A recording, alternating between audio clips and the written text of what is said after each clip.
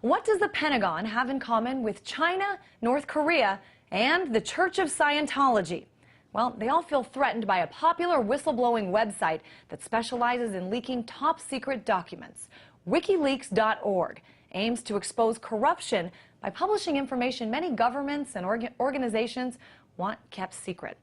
But is the U.S. spying on this tiny secret-sharing site and intimidating its editors? RT producer Lucy Kafanov has been researching this story. Lucy, I know that there's been some generating interest about WikiLeaks.org, but I want you to break down exactly what this is, what it does, and why the Pentagon sort of has some lights flashing here. Right. Well, WikiLeaks is essentially a safe harbor for whistleblowers across the world. Anyone from anywhere can post any sort of document. Often these are top secret, leaked documents that reveal information that corporations and governments may not want you to see, with guaranteed anonymity.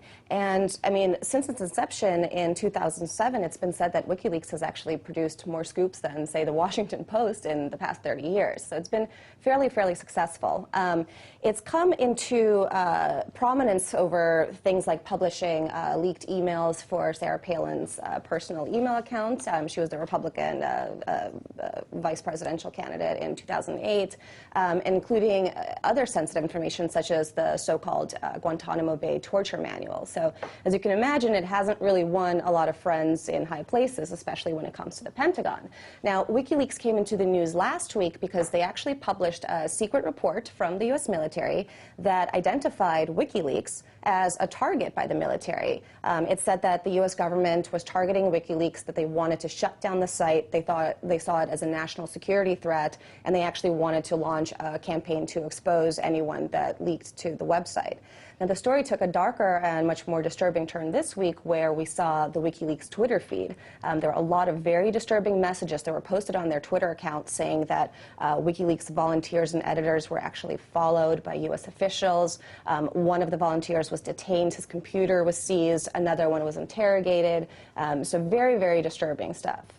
And let's talk about some of those Twitter messages that you speak of. I mean, it's particularly one about something that they're planning to do in the future. Talk a little bit about this. Right. One of the more disturbing ones said, if anything happens to us, you know why. It's our April 5 film, and you know who's responsible. Now, I've exchanged emails today with one of the WikiLeaks co-founders, and he thinks that this intimidation campaign that has been launched against them has to do with a film that WikiLeaks is planning to release on April 5th.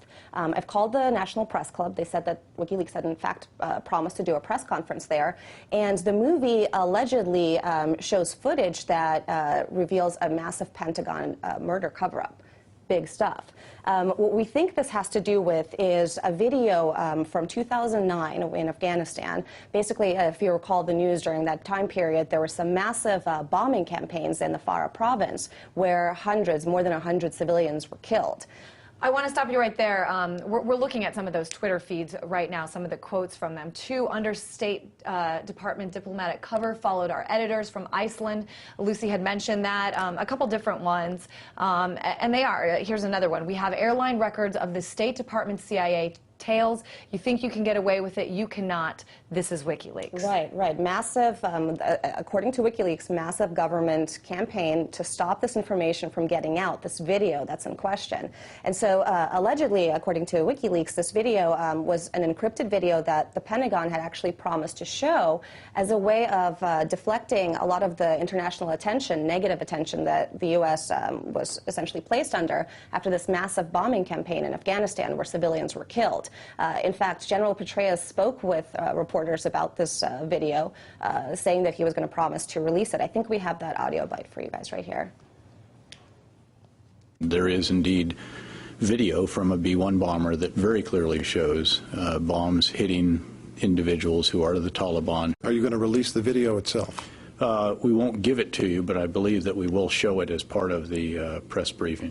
So, Lucy, here we have General Petraeus saying that it's going to be shown, and yet it hasn't been yet. So what What's going on here? Right. Well, that's what this video is supposed to be all about. I mean, the Pentagon promised to release it. They stalled, and finally they said, you know what, we're not going to be putting this information out there. And some folks say that this is because it actually reveals that the Pentagon had not only ignored the fact that there were women and children on the ground, but essentially targeted innocent civilians. It was an encrypted video that WikiLeaks said it hacked, or I guess cracked the encryption code back in January, and so they were supposed to show it at this press conference in April.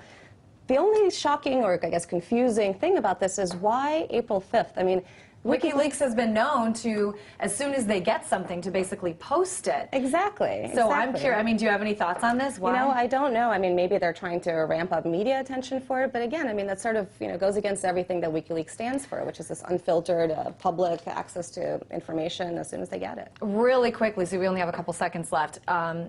Just to play devil's advocate, I mean, this is some really sensitive stuff that is being posted on WikiLeaks. Isn't this, couldn't it at least be seen as a really big threat to national security? I mean, I can understand why the governments might see it that way, but at the same time, as a journalist and as an American citizen, it's the new form of democratic journalism, essentially. I mean, the government no longer can stop information from getting out just because it wants to, like it could back in the days when, newspapers and news organizations were the only leakers. This is the prime example of democracy working its way, where anyone from anywhere can reveal information that they think that citizens should have access to. All right, RT producer Lucy Kavanaugh doing a lot of good research for us here on WikiLeaks. Thank you, research for us.